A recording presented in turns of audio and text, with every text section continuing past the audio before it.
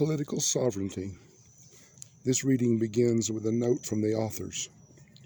While the Master's teachings concerning the sovereignty of God is a truth, only complicated by the subsequent appearance of the religion about him among the world's religions, his presentations concerning political sovereignty are vastly complicated by the political evolution of nation life during the last 1900 years and more.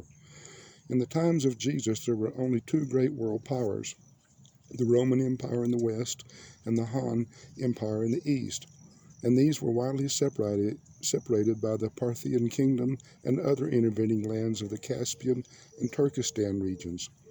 We have, therefore, in the following presentation, departed more widely from the substance of the Master's teachings at Urmia concerning political sovereignty, at the same time attempting to depict the import of such teachings as they are applicable to the peculiar critical stage of the evolution of political sovereignty in the 20th century after Christ. Now begins the reading. War on Urantia will never end so long as nations cling to the elusive notions of unlimited national sovereignty. There are only two levels of relative sovereignty on an inhabited world: the spiritual free will of the individual mortal and the collective sovereignty of mankind as a whole. Between the level of the individual human being and the level of the total of mankind, all groupings and associations are relative, transitory, and of value only insofar as they enhance the welfare, well-being, and progress of the individual and the planetary grand total, man and mankind. Religious teachers must always remember that the spiritual sovereignty of God overrides all intervening and intermediate spiritual loyalties. Someday civil rulers will learn that the Most Highs rule in the kingdoms of men. This rule of the Most Highs in the kingdom of men is not for the especial benefit of any especially favored group of mortals. There is no such thing as a chosen people. The rule of the Most Highs, the over-controllers of political evolution, is a rule designed to foster the greatest good to the greatest number of all men and for the greatest length of time. Sovereignty is power, and it grows by organization. This growth of the organization of political power is good and proper, for it tends to encompass ever-widening segments of the total of mankind.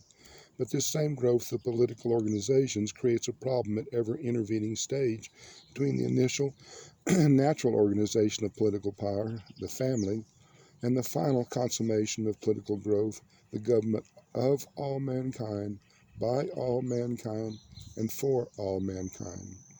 Starting out with parental power in the family group, political sovereignty evolves by organization as families overlap into consanguineous clans which become united for various reasons into tribal units, superconsanguineous political groupings. And then by trade, commerce, and conquest, tribes become unified as a nation, while nations themselves sometimes become unified by empire. As sovereignty passes from smaller groups to larger groups, wars are lessened. That is, minor wars between smaller nations are lessened. But the potential for greater wars is increased by the nations wielding sovereignty becoming larger and larger. Presently, when all the world has been explored and occupied, when nations are few, strong, and powerful, when these great and supposedly sovereign nations come to touch borders, when only oceans separate them, then will the stage be set for major wars, worldwide conflicts. So-called sovereign nations cannot rub elbows without generating conflicts and eventuating wars. The difficulty in the evolution of political sovereignty from the family to all mankind lies in the inertia resistance exhibited on all intervening levels. Families have, on occasion, defied their clan, while clans and tribes have often been subversive to the sovereignty of the territorial state. Each new and forward evolution of political sovereignty is, and always has been, embarrassed and hampered by the scaffolding stages of the previous developments in political organization. And this is true because human loyalties, once mobilized, are hard to change.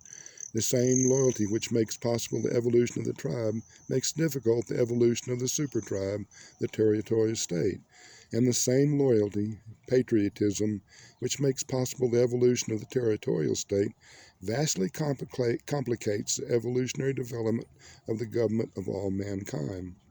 Political sovereignty is created out of the surrender of self-determinism, first by the individual within the family, and then by the families and clans in relation to the tribes and larger groupings.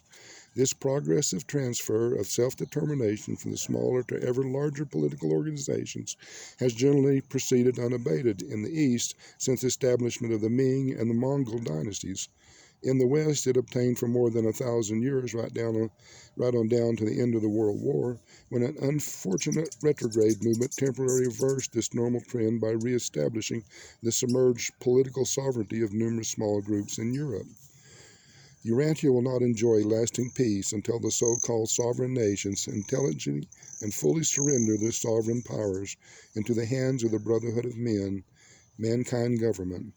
Internationalism, leagues of nations, can never bring permanent peace to mankind.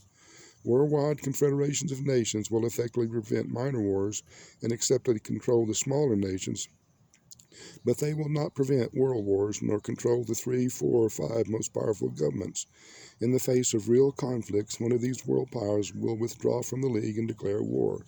You cannot prevent nations going to war as long as they remain infected with the delusional virus of national sovereignty.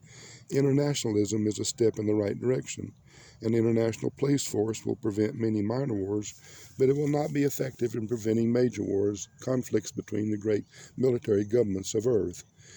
As the number of truly sovereign nations, great powers, decreases, so do both opportunity and need for mankind government increase. When there are only a few really sovereign great powers, either they must embark on the life and death struggle for national, imperial supremacy, or else, by voluntary surrender of certain prerogatives of sovereignty, they must create the essential nucleus of supranational power, which will serve as the beginning of the real sovereignty of all mankind. Peace will not come to Urantia until every so-called sovereign nation surrenders its power to make war into the hands of a representative government of all mankind. Political sovereignty is innate with the peoples of the world. When all the peoples of Urantia create a world government, they have the right and the power to make such a government sovereign. And when such a representative or democratic world power controls the world's land, air, and naval forces, peace on earth and goodwill among men can prevail.